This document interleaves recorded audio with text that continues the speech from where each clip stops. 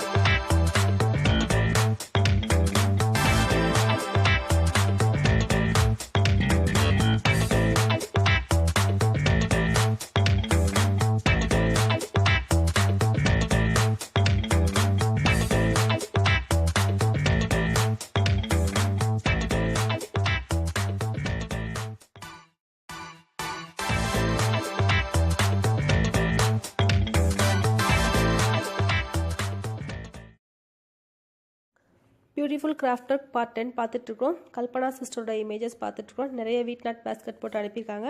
அதில் பேஸும் காமிச்சிருக்காங்க பாருங்கள். உங்களுக்கு இந்த டிப்ஸ்லாம் கொஞ்சம் உபயோகமாக இருக்கும்னு நினைக்கிறேன் நெக்ஸ்ட் டைம் நீங்கள் போடும்போது.